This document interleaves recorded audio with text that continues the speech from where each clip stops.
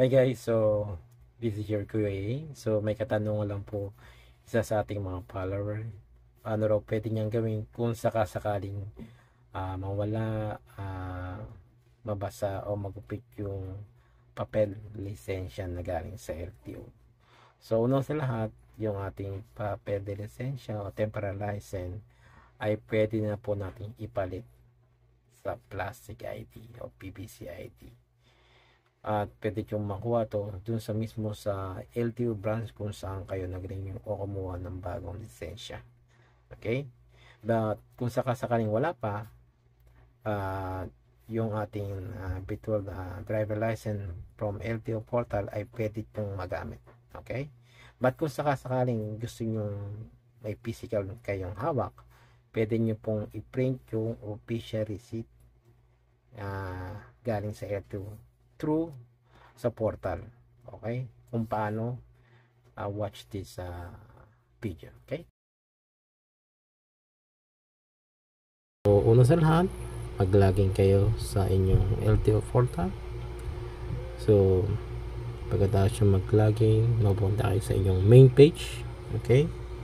So, may digital ID, licensing. So, scroll down nyo lang hanggang mapunta kayo dun sa document section.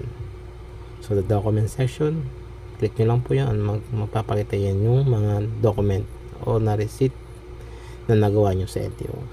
Dun sa official receipt, click nyo lang po yun sa baba o sa gitna para makita nyo yung mga transaction na nagawa nyo mismo sa LTO.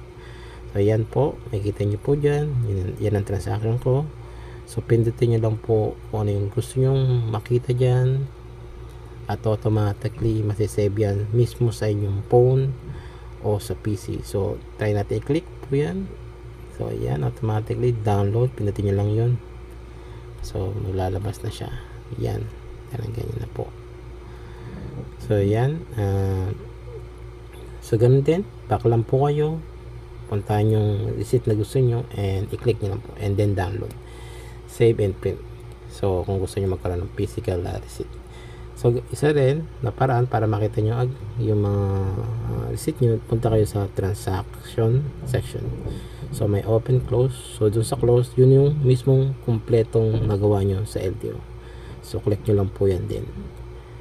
So yan, makikita nyo yung transaction detail kung saan, status, appointment ba yan, tapos punta po kayo dun mismo sa official receipt. I-click nyo lang din at magda-download na mismo siya. Okay, ganun din, punta lang kayo at balik. So sana makatulong tong video para sa ating kakuyas. Don't forget to like, share and subscribe to my channel. Okay, thank you.